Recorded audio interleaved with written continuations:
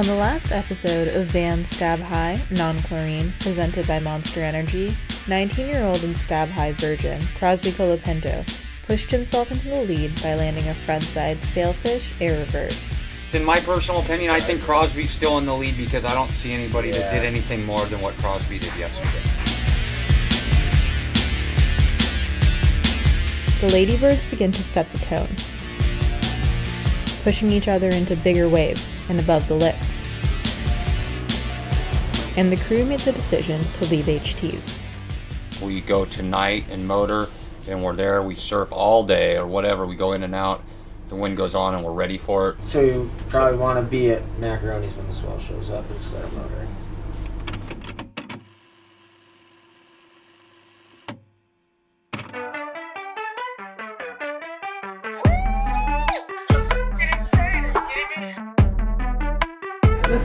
This next one.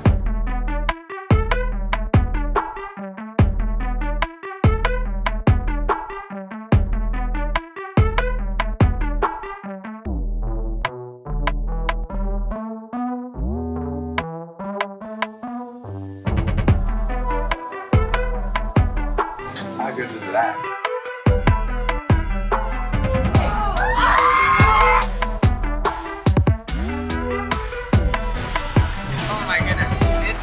Feels like the action's heating up. It's firing over and out.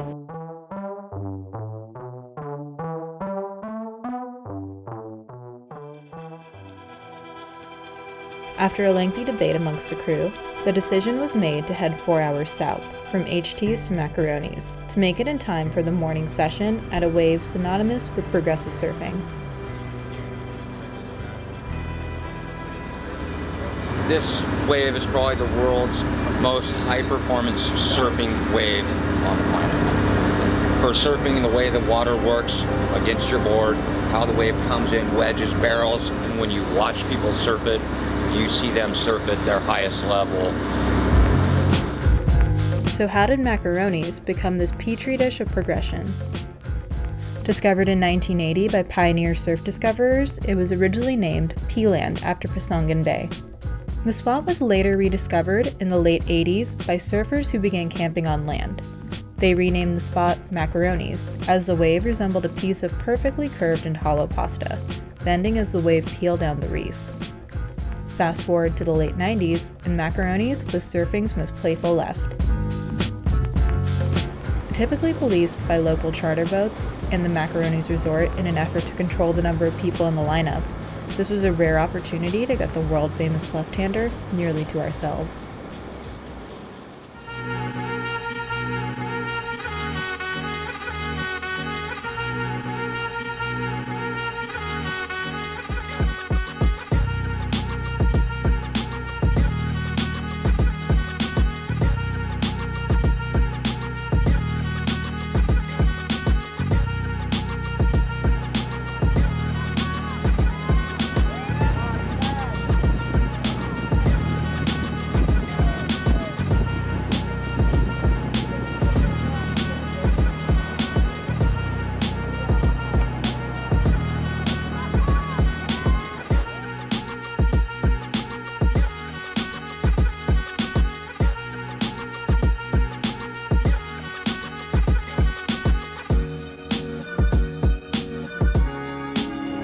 I think it's a sick call that we came back in it. It was sick. It was way bigger than we thought, I think, when we first got here.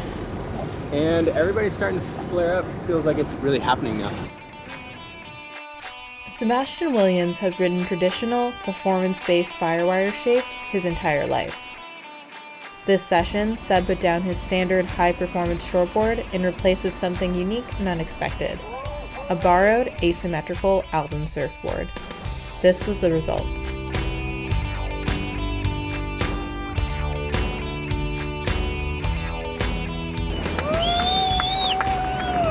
Asymmetricals are ergonomically built specifically to a surfer's stance, for heel-side or toe-side surfing. Often perceived as gimmicky or non-performance based, some of today's best surfers are riding asymmetrical surfboards with high-performance surfing in mind.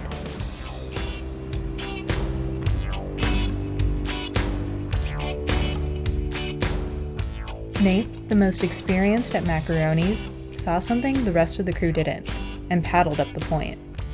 It didn't take long for Matt to follow suit. Uh-oh, Matt, way deep. Oh! I think my favorite so far is probably seeing Matt go for a couple. He's just trying to do different stuff and it's pretty exciting to watch. Follow me all the way up top. This is his like profession in a way.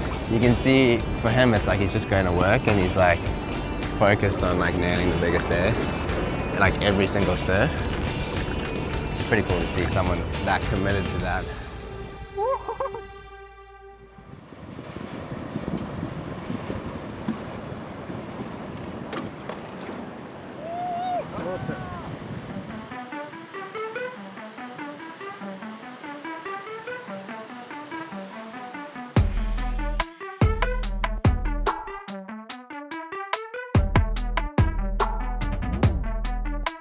Well, I first met Bronson a few years ago when I came to Bali and stayed with Rizal.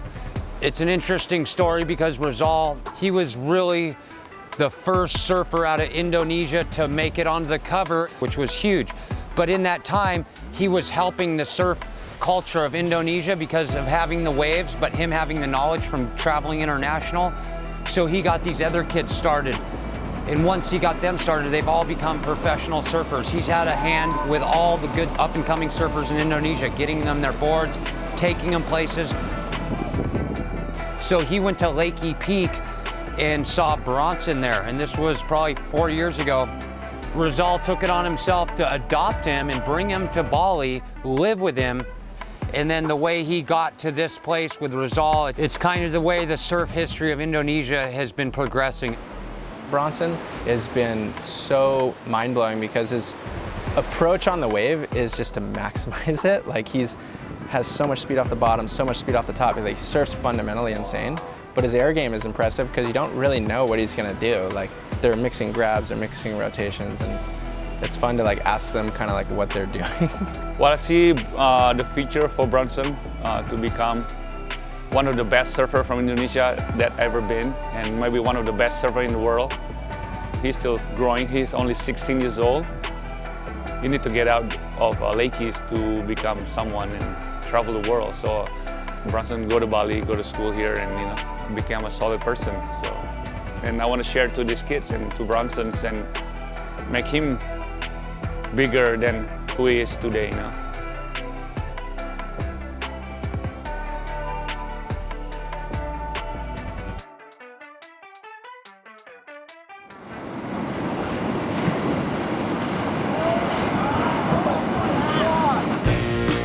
Perfect can be a subjective term, because what might be perfect for one surfer is subpar for another.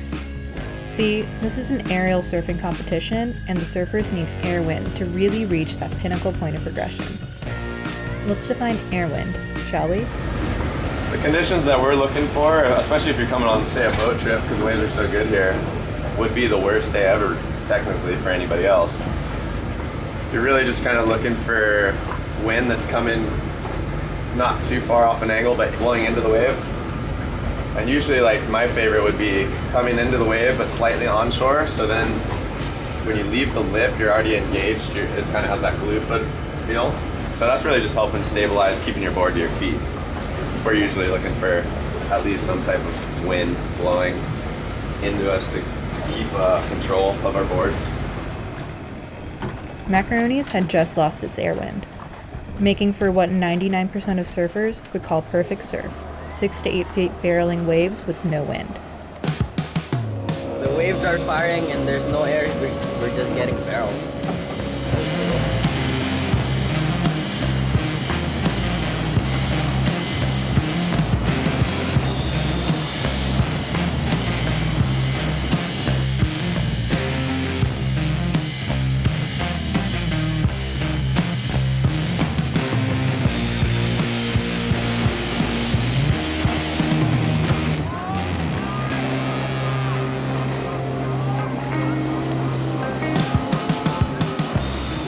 Don't fucking stop!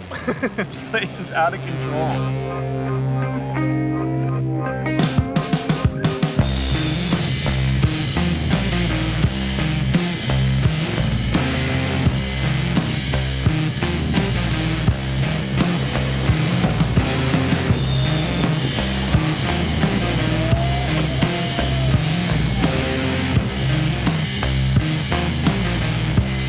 was the air show today?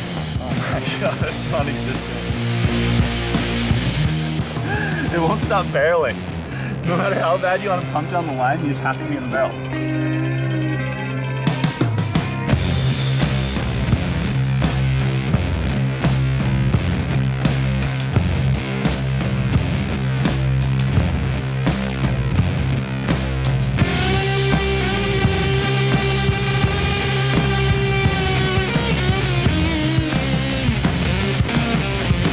Best macaronis gets. See Crosby's wave?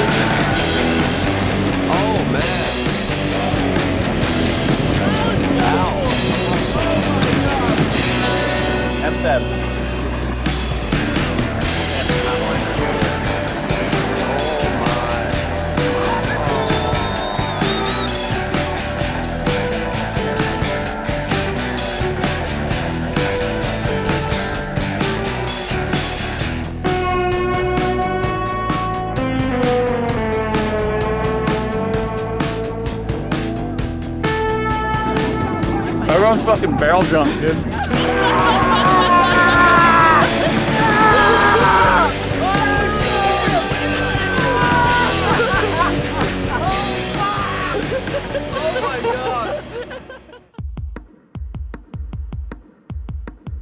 Waco, stab high, chlorine. I'm with my son, Laser, in the room, and then I look down and I see this little kid go down, whoop, whoop, whoop, boom, do a big air and land and make it. And I was all, what? Did you see that little guy? That was insane. Who was that? And they're like, no, Nathan, that was a 12-year-old girl. What impresses me about the ladybirds as a whole is just them kind of getting branded as that, and now they're just able to motivate each other and kind of move as a group and, you know, have a movement right now in this generation of surfing, and it's a pretty cool little niche for them to be able to push each other, and it just seems like it's that ripe time for women surfing to get to this level. Up at Kandui, the ladybirds began to set the tone, pushing each other into bigger waves and above the lip.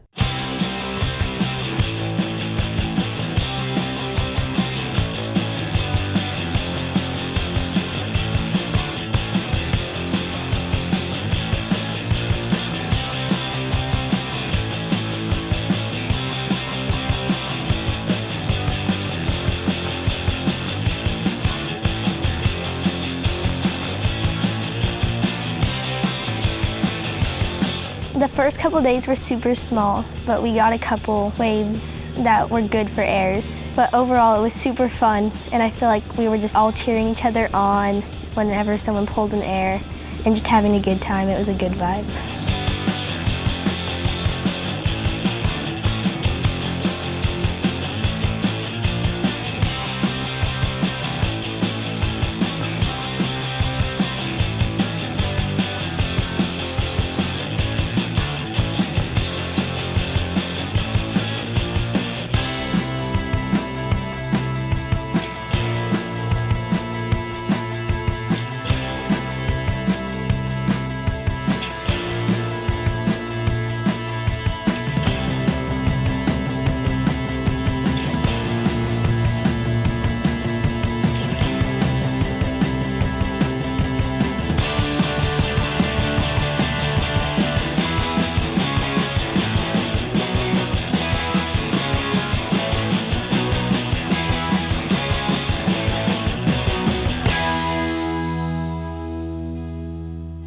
Yeah, it was super fun to just be surfing with all of them in those waves, and we really pushed each other. If we saw someone get a good barrel, then we'd go out and tell everybody else that was out the back how sick their barrel was. And then if someone got a good barrel, you'd want to get one, so you'd sit out there and wait for that good barrel.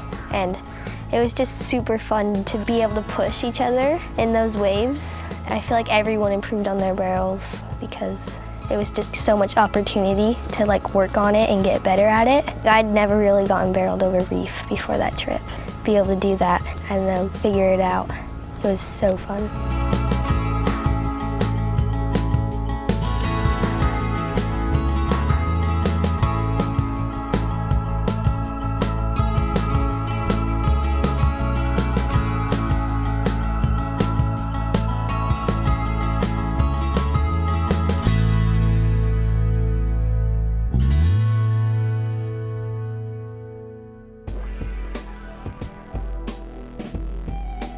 The last wave I caught, I talked through, it was pretty sick. First turn, bam! Big shady. Another one. Ah! One more. Ah! Yeah, that was fun as fuck.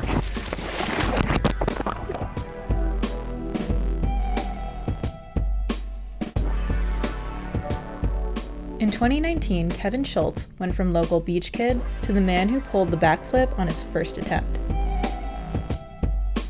Now Kevin's yet to pull a flip in the ocean, and his odds of landing one are about to decrease.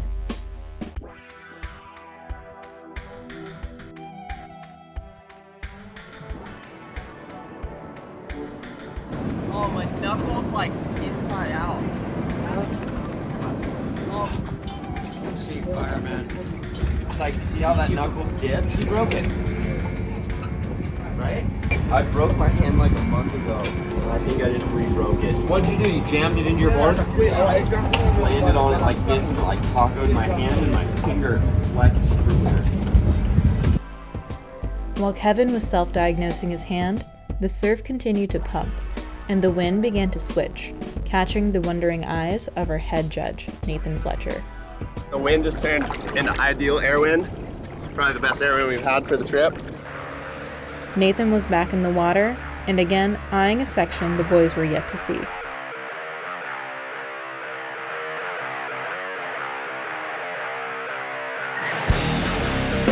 For all the 150 fails, you get one smooth, clean one. I was actually on my big board, and I only have one board for better waves. And so when I did that air, I could film where I was on my board and how the wind was, but I wasn't landing. I was going to the flat. But I knew that that was the conditions that I needed. I didn't want to break that board, so I brought it back, and I told Tanner and maybe Eric, and I was like, yeah, I'm gonna ride my small board because I could break that one. I have 3 other ones. I like this board in the air because it goes straight to my feet and it feels like it's connected to me. The next wave I caught, it was a barrel wave. So I dropped in thinking of stalling, but then it's like this air contest too. So when I was in the barrel, I was thinking air.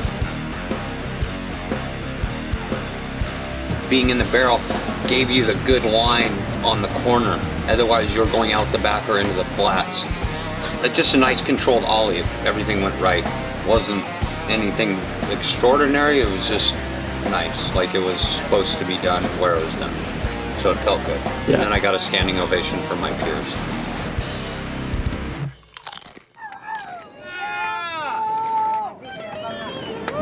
Nate just showed us how.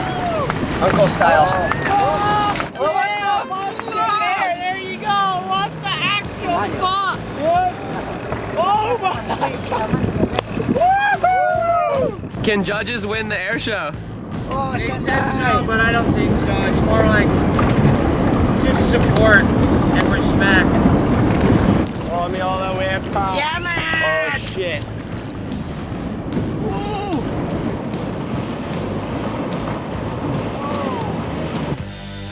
With the day ending and more swell forecasted back at HTs and bank vaults, the competitors learned that this could be their final minute surfing left, and half a dozen surfers are yet to have a scoring ride.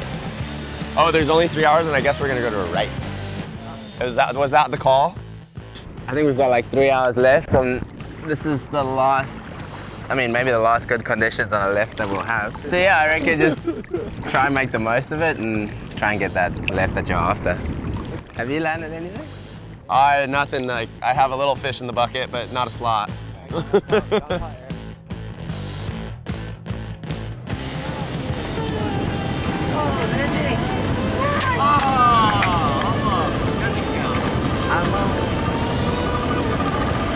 Rio, Seb, and Bronson have both been, they've all been going for those big air reverses, and I don't think anyone's stuck one yet. That was a stick. That was a full stick. Whoa, technical. I hope so, yeah. That was the best you're gonna do one of those things. Nice, you got it, brother. The one special thing I feel about Tanner is the height and pop that he gets out of the lip. Pretty much second to none, you know? It's as high and controlled as it gets, and then the ones that he made were insane, and I think that's what put him on the leaderboard. Sorry, pause again. Nathan, what makes a straight air special? Obviously, a straight air was the first air. It's been the longest air. To be able to bone it out and bring it back is like a new style. We were talking about Kern Caples doing that and kind of putting a new twist on an old trick. For me, I would reward that high. We saw Ian do a pretty big indie grab tail poke and stick it no problem.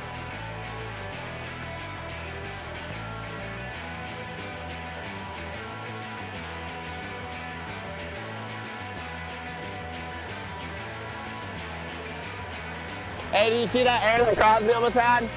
Psycho. It would have been the best air I ever saw done at Macaroni's.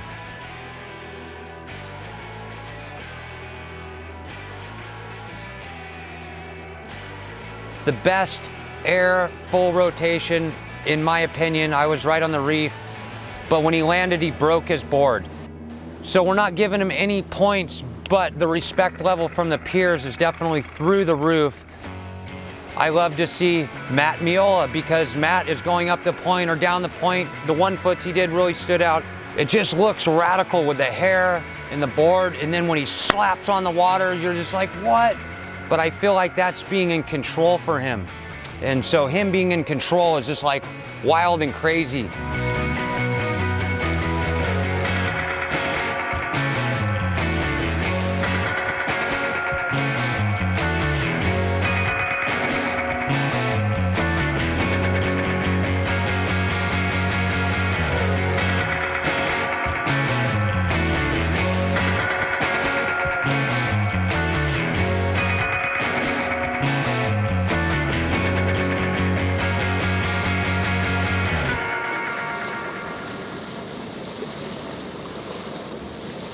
I feel like I locked into like a rhythm of watching Tanner go for the straight airs.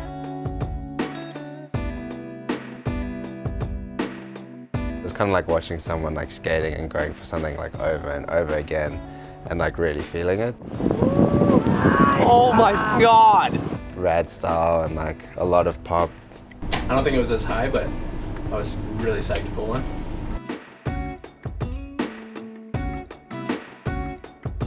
That was pretty technical and pretty high for those. And I like the way he lands. Right. Yeah. That was the best you're gonna do one of those things. Right. Especially in the wind, I feel like too. Just right there even, it's a 7. It's almost a high 7. See, I don't feel like I can give that one higher than Seb's rodeo. Seb's rodeo. I know, that's... So you just get that pop and it's And he just grabs it. He grabs it and it's just so clean. Yeah, that's almost even harder. Almost. Eric's burial is almost harder. Yeah. I tend to agree. I think if they were as easy as the rodeo, we would have saw guys doing those on all those days where the wind was at them. After scoring everyone's waves, we have a new leader, and that leader is Rio. Wait, Rio in first? Yes, remember, the stab high format is a surfer's best right plus their best left. So after day 4, Rio Wida has the highest combined total score. Everybody's been trying their hardest. They're still going to try their hardest. They're still in the contest. They could have won it the first day or the last day.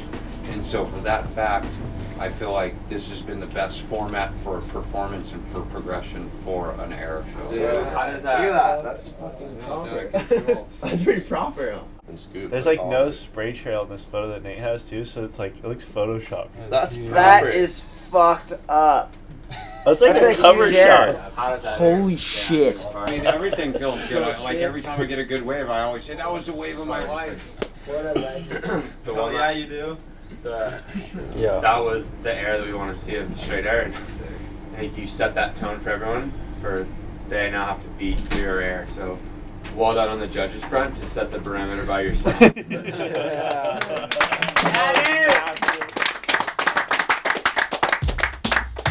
Tune in next episode, where the boys will be tested back at HTs and make a decision that dramatically changes the competition, and a look at how the Ladybirds have fast-forwarded the progression of women surfing.